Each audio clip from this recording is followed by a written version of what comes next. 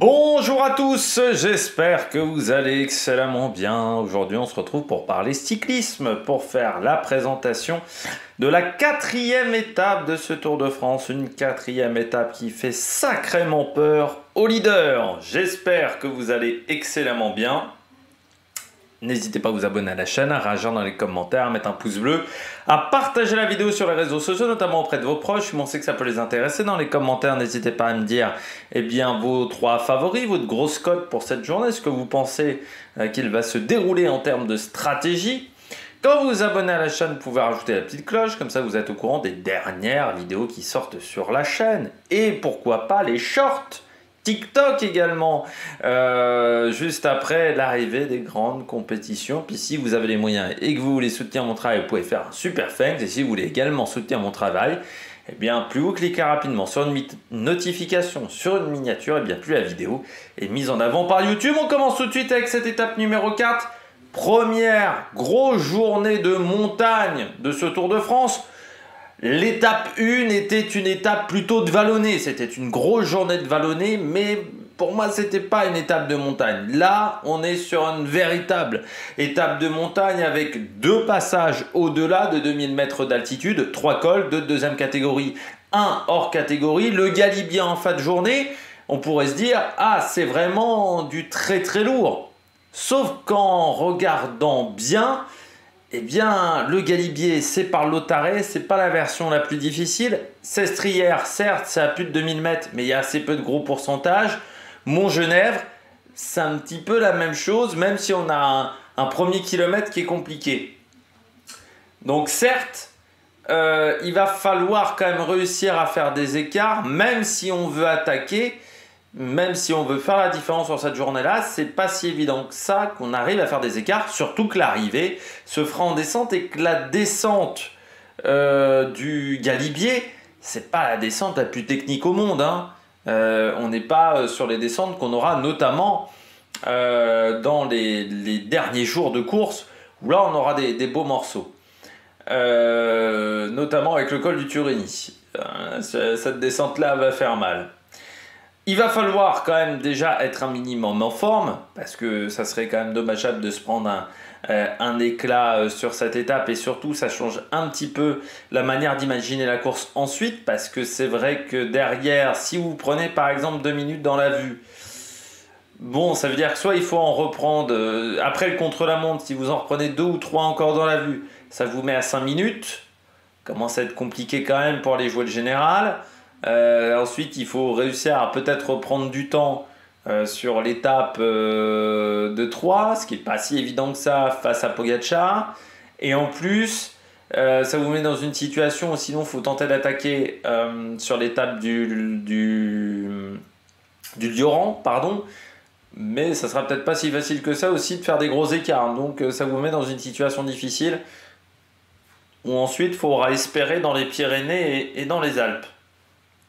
Particularité de cette étape également, 110 km au-delà de 1000 mètres, 1100 mètres d'altitude. C'est une étape aussi très courte, 140 km. Ça veut dire que ça pourrait créer du spectacle quand même avec ce format très court du côté de cette journée.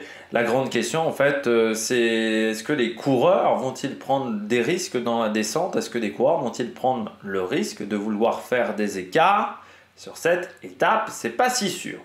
Du côté du dénivelé positif, 3852 points, 3852 mètres de dénivelé positif.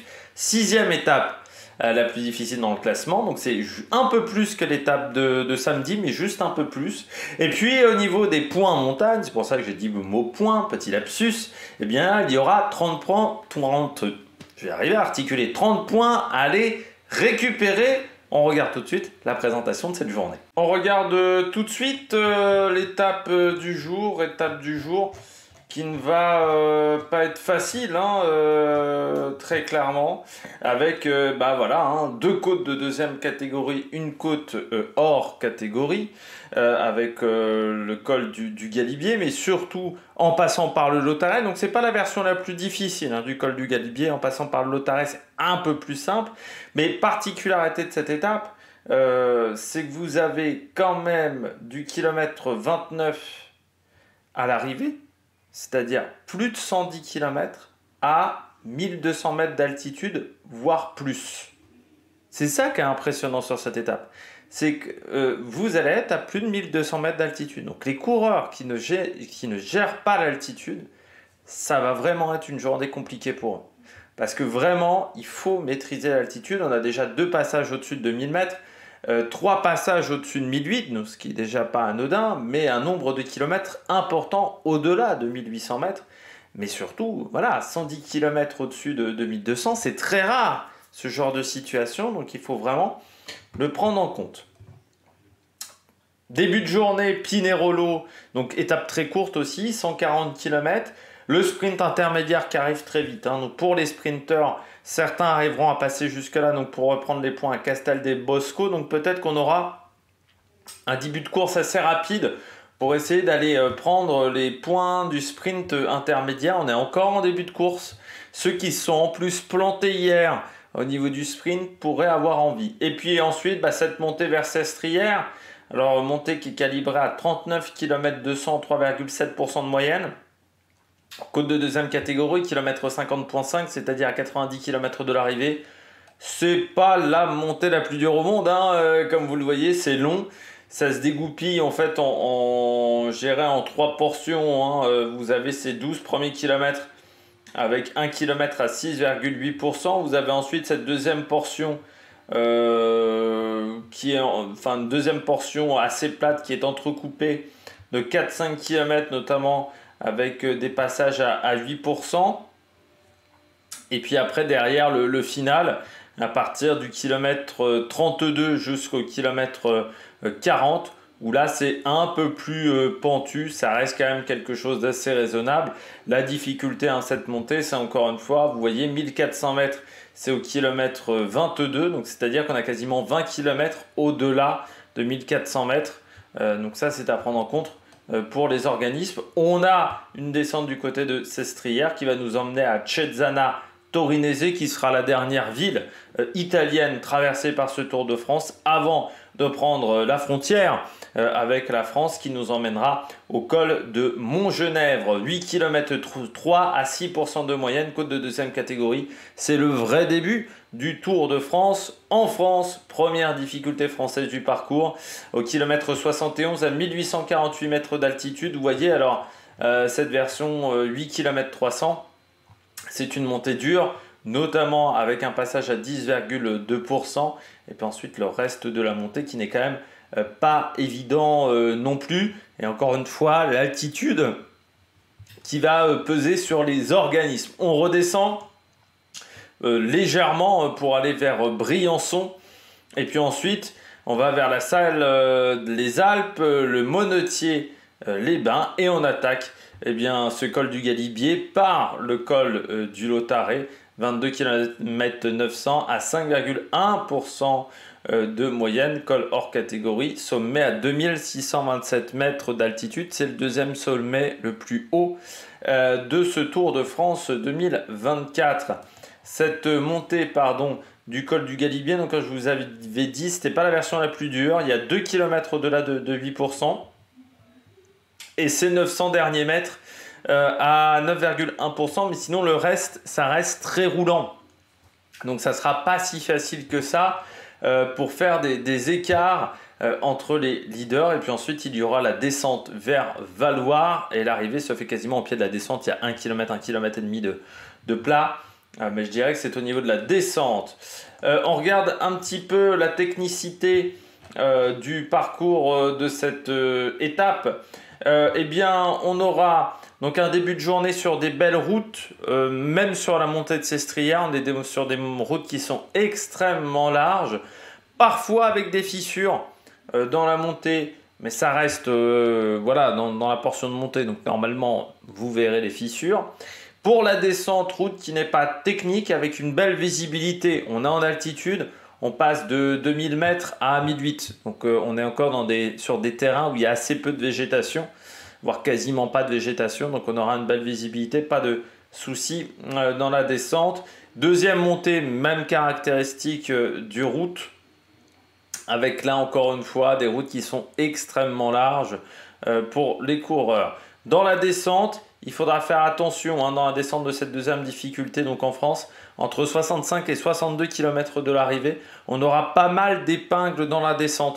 Donc voilà, pendant ces 3 km là, il faudra faire attention, il y aura beaucoup d'enchaînements de virages, donc surtout le placement sera important pour ne pas trop subir dans les relances. À 55 km de l'arrivée, traversée de Briançon, c'est une traversée assez technique de Briançon. Donc il faudra faire attention, il y aura pas mal de routes, pas forcément très larges. Donc faire attention du côté de Briançon et pas mal de virages et d'intersections. On reprend ensuite le Galibier par donc cette montée par le Lotaret. La route n'a pas été refaite, me semble-t-il, sur la montée. On est sur un goudron qui est assez clair. Donc il faudra faire attention. Et du côté de la descente, on aura des passages techniques entre 13 km de l'arrivée et 10 km et demi, 10 km de l'arrivée. Notamment à 12 km 700, on aura un virage sur la droite qui est vraiment technique, traître ce virage-là, parce qu'il est un peu en dévers vers l'intérieur, il y a un peu de pente. Ça fait un peu comme un banking et il faudra vraiment pas se faire avoir, il faudra avoir la bonne trajectoire. La sortie n'est pas forcément évidente de ce virage, donc vraiment faire attention entre 13 km et 10,5 et 10 km 500 pardon, de l'arrivée. Puis ensuite, on attaque le final. Donc du côté de cette descente à Valoir, vous voyez, on est sur la même route. Jusqu'à 2 km, on aura un premier rond-point, on peut passer d'un côté comme de l'autre. Et ensuite, à 1,5 km, vous avez cette chicane. Et puis le dernier kilomètre que l'on voit ici, c'est assez technique quand même, avec un virage à 90 assez prononcé quand même. Moi, je l'ai noté à... je l'ai même pas noté à cet endroit-là, donc il est vraiment prononcé, mais j'ai oublié de noter le métrage. Vous voyez à peu près à 800 mètres. Ensuite, pas mal de courbes à franchir. Alors normalement là on est sur du plat, une grosse épingle ici dans cette zone là, donc là il faudra faire attention, la grosse épingle ici, et puis dernier virage 90 à 200 mètres de l'arrivée, donc la dernière ligne droite est assez courte, ça aussi il faut y faire attention, on verra la ligne droite finale et la ligne d'arrivée seulement au dernier moment. Et bien on regarde un petit peu la partie tourisme, j'ai envie de dire, pour cette journée. Eh bien, donc on part de Pinerolo. Alors, Pinerolo, c'est la ville du masque de fer. Alors, le personnage du masque de fer, ça reste un personnage assez énigmatique. Un des mystères de l'histoire de France. C'était pendant très longtemps, dans les années 1600 à 1700, donc au moment de Louis XIV, c'était le prisonnier le plus énigmatique, peut-être le prisonnier le plus connu de la France, mais on ne savait pas vraiment qui c'était en fait. Cet homme au masque de fer,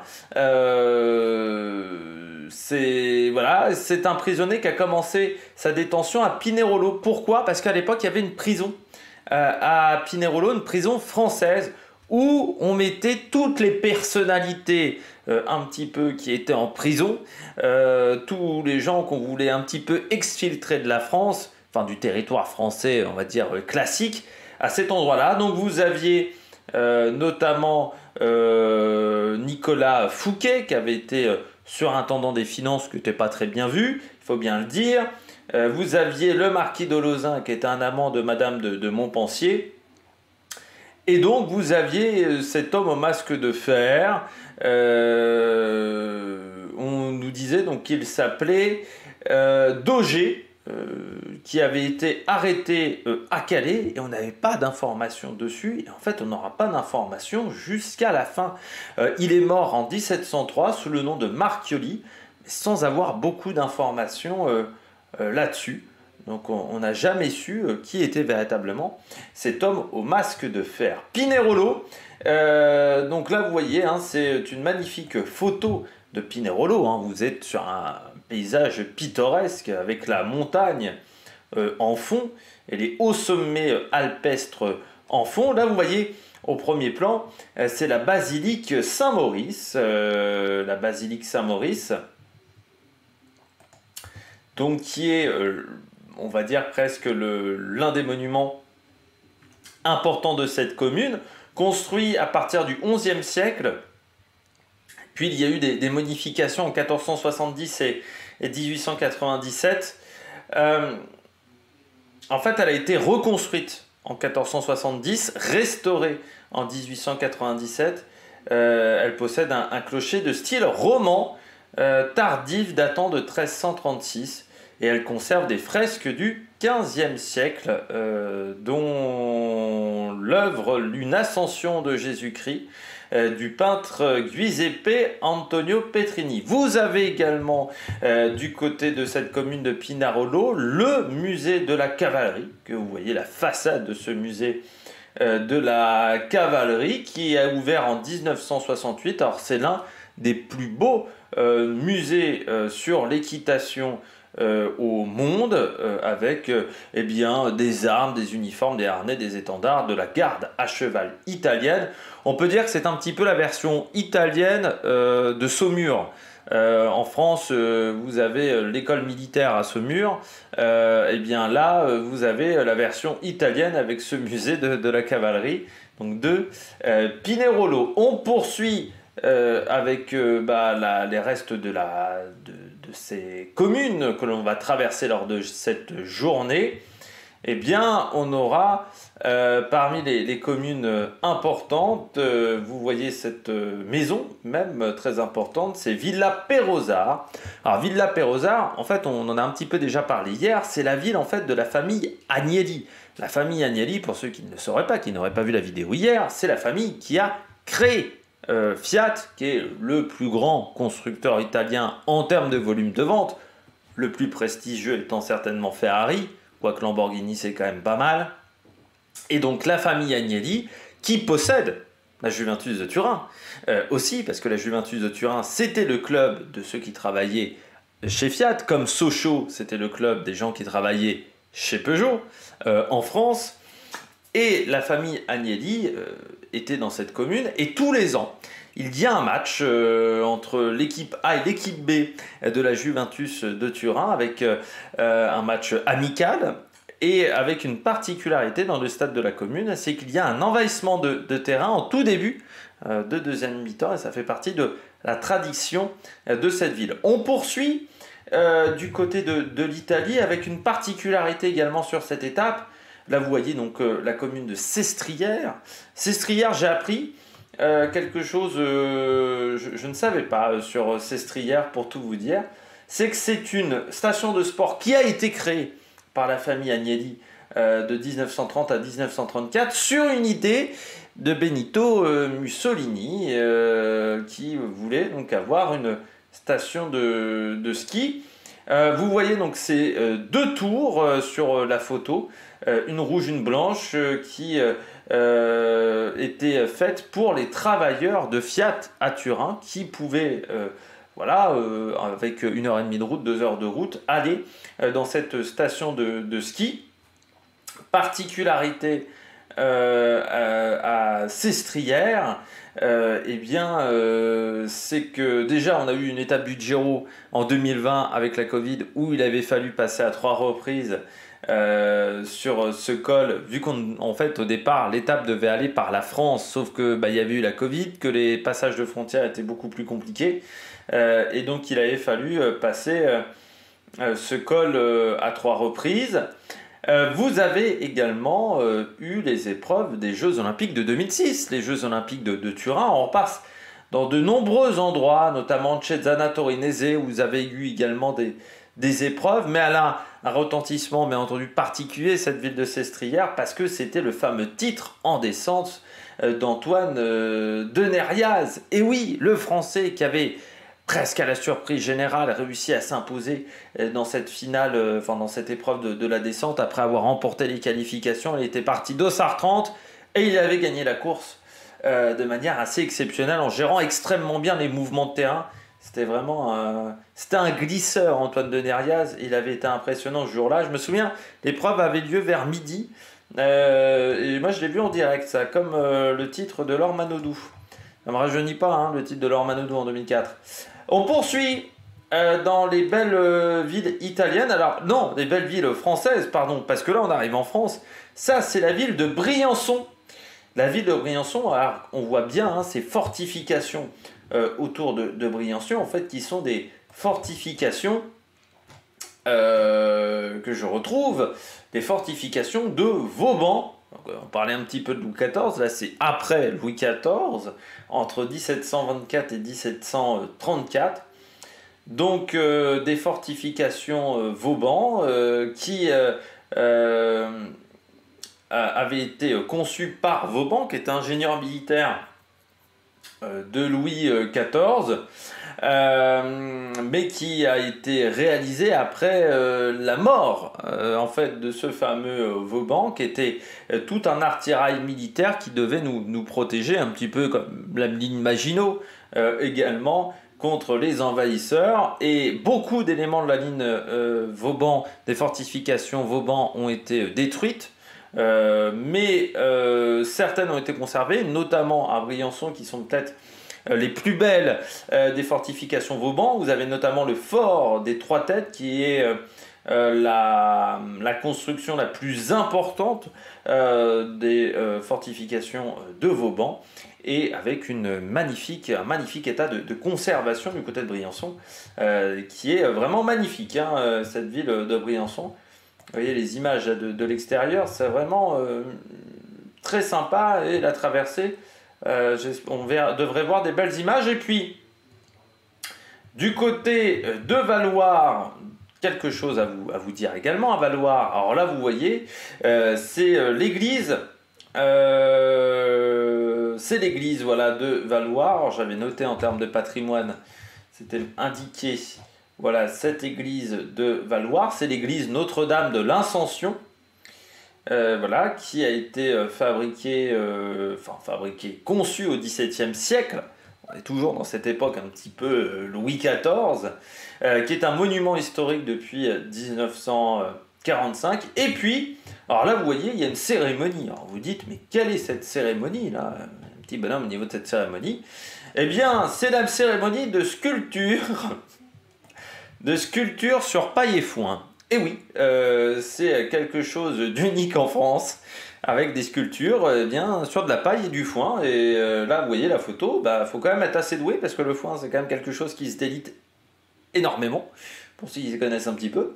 Et là, on voit donc, je pense que c'est un bateau en cale sèche, qui est fait donc voilà en paille et en foin. Donc c'est assez formidable. Voilà, donc si vous voulez aller à Valloire, vous avez ce concours, la 33e édition également du concours international de sculpture sur glace, qui aura lieu en janvier 2025. Voilà. Et puis, dernière chose, on n'a pas parlé de nourriture aujourd'hui. Voilà un petit peu de nourriture avec un plat qui est très léger. Alors ça, ce sont, j'ai renoté le nom, ce sont les dios, voilà, de Valloire. Alors c'est un plat, comme vous voyez, qui est assez léger, hein. C'est un petit peu comme la choucroute. Voilà, c'est des plats qui sont pas du tout lourds à digérer. Ça ne met pas une après-midi, ça, en termes de digestion. Donc c'est des saucisses, hein. Les dios, ce sont les deux saucisses présentes dans toute la Savoie, mais les dios de Valloire, on va dire que chaque ville a un petit peu sa recette. Donc, c'est un peu comme une choucroute, hein, dans l'idée. Vous avez donc cette viande de bœuf, et ce lard de porc, donc, qui compose la saucisse, et puis choux, carottes, oignons, betteraves rouges. Donc voilà, ça a un peu l'aspect d'une choucroute quand même, hein, dans l'idée. Et puis bien entendu, dans la région où on est en Savoie, c'est les creusets. Les creusets qui sont ces sortes de petites pâtes carrées. Vous en avez au sarrasin. Alors maintenant, ça s'achète un petit peu partout, hein. Les creusets, vous en achetez dans les grandes surfaces, normalement, vous en trouvez. Vous pouvez faire des salades, par exemple. Salade froide avec le creuset, des gratins également avec les creusets. Belle alternative aux pâtes, au blé, au riz également. Donc le creuset. Voilà, petit conseil culinaire. On passe à la météo pour cette étape. Du côté de la météo, alors grand soleil encore, et oui, grand soleil sur cette journée entre l'Italie et la France, avec des conditions climatiques qui devraient être très très bonnes. il va falloir faire attention au coup de soleil. Pourquoi je vous dis ça? On parlait hier d'un indice UV à 8.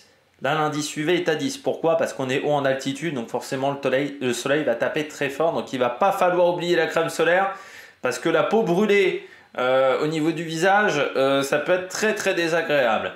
Au départ de Pinerolo, il fera 28 degrés. Ça sera la température la plus élevée de la journée, parce que c'est aussi le point le plus bas de la journée en termes d'altitude.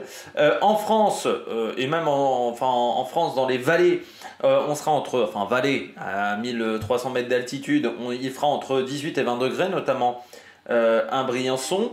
À partir de Briançon, on aura même un petit peu de vent. Le vent va commencer à souffler après Briançon, un vent qui restera quand même assez faible, entre 15 et 25 km/h, un vent qui sera assez souvent défavorable. Donc ça, il faudra le prendre en compte. Et puis, les températures au sommet, à Sestrières, on indique 17 degrés, à Montgenèvre, 18 degrés, et au col du Galibier, on nous annonce 9 degrés au sommet. Donc, c'est des températures tout à fait raisonnables.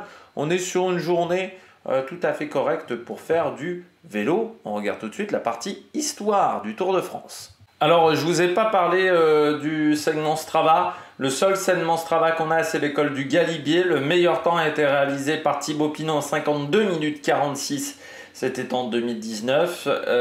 Steven Crosswell qui avait fait 52 minutes 49 ce jour-là. Richie Porte 52-53. Warren Barguil 53-06. On était aux alentours de 26 km/h. Donc ça reste quand même, comme vous le voyez, un col roulant quand on est à 26 km/h. Et Warren Barguil avait fait 302 watts de moyenne à l'époque, pour vous donner un petit peu des estimations.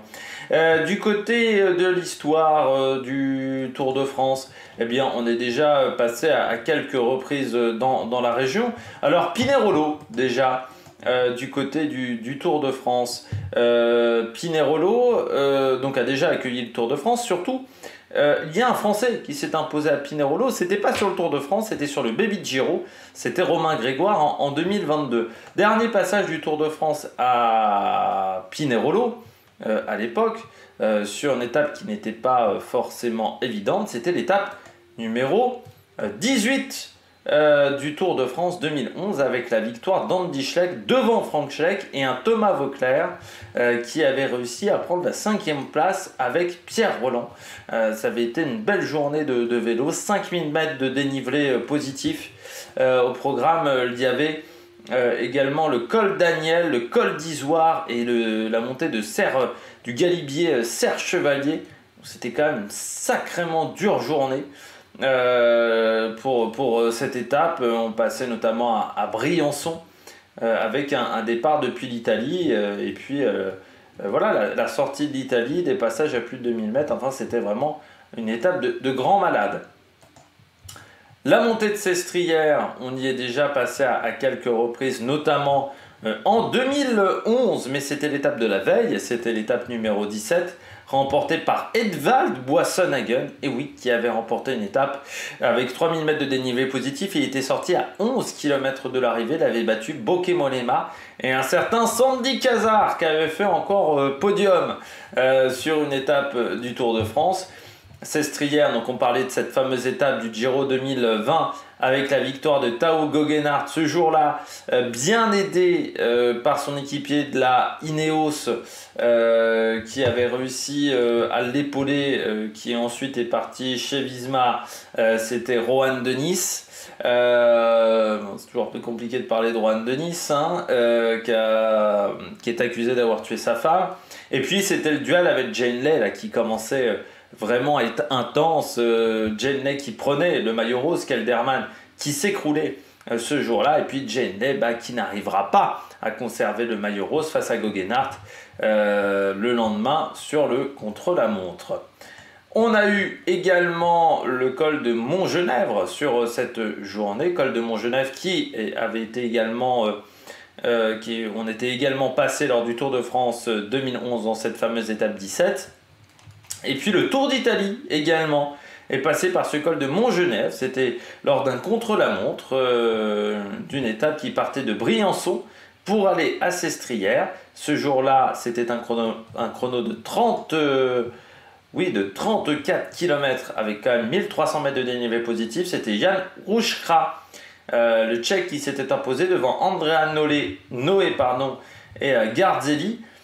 Et Garzelli avait pris le maillot rose ce jour-là à Francesco Casagrande, dont on parlait il y a quelques jours, grâce à ce grand contre-la-montre Casagrande qui avait fini à 3 minutes, alors que Garzelli avait fini à 1 minute 17. Donc il y avait eu vraiment un renversement de situation dans ce contre-la-montre qui était pas le dernier jour de course. Il y avait encore une étape entre Turin et Milan, mais qui était complètement plate. Donc vraiment, il y avait eu un changement de leader la veille de l'arrivée.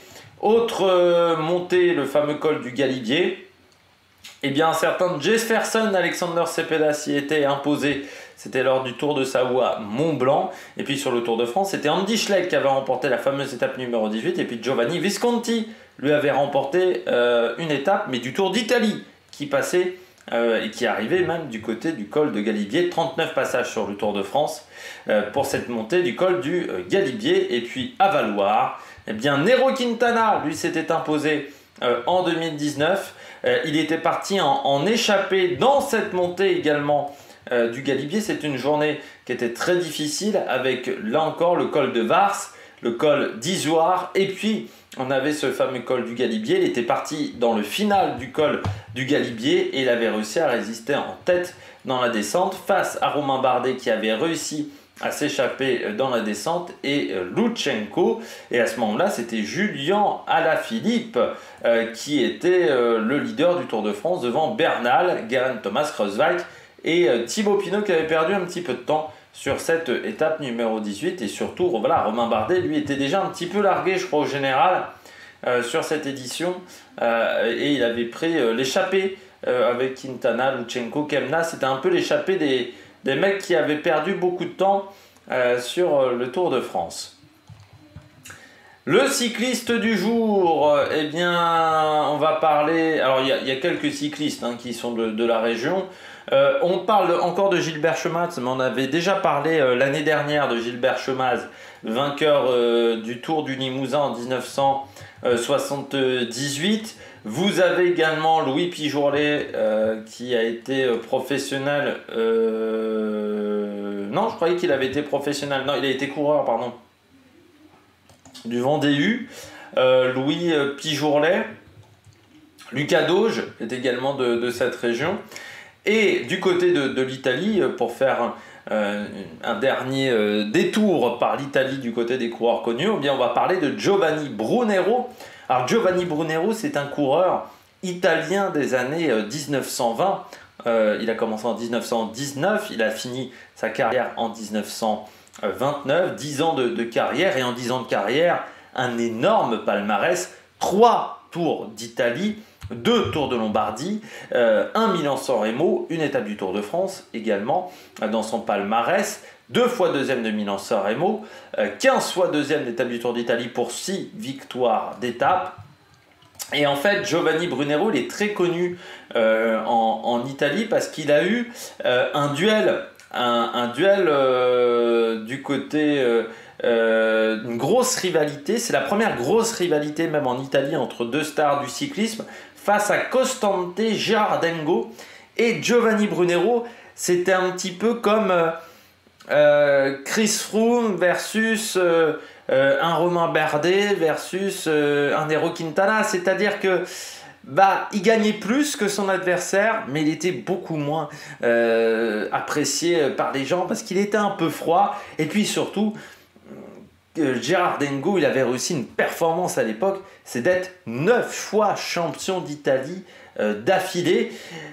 Giovanni Brunero, sa carrière va commencer un petit peu à décroître à partir de 1926, à partir de sa dernière victoire sur le Tour d'Italie, parce qu'il va tomber face à un certain Alfredo Binda, qui sera le coureur italien des années 1930, de cette deuxième période, notamment vainqueur du Tour d'Italie, champion du monde également, 7 fois champion d'Italie. Enfin voilà, Alfredo Binda, qui était un coureur très important, ça sera la future star. Et Giovanni Brunero, c'était la star avant. Et il va mourir très jeune, Giovanni Brunero, en 1939. 34, terrassé par la tuberculose. Voilà, contrairement à son adversaire, Costante Gerardengo, qui lui va mourir en 1978. Et qui aura aussi une belle carrière, hein, deux Tours d'Italie, 6 Milan-San Remo, 3 Tours de Lombardie, 30 victoires d'étape sur le Tour d'Italie, et puis surtout ces 9 titres de champion d'Italie entre 1913 et 1925, ce qui est assez formidable. On poursuit avec la stratégie. En fait, plusieurs stratégies peuvent se dérouler parce que la grande question est de savoir comment les leaders vont réagir. La première possibilité, c'est qu'on a une grosse échappée qui part et derrière, absolument aucune bagarre entre les leaders. On se dit c'est encore trop tôt et Carapaz a le maillot jaune, ça ne nous gêne pas énormément. On attend le prochain contre-la-montre pour vraiment lancer des hostilités dans ce Tour de France. On peut avoir également la possibilité d'avoir 2 courses en une.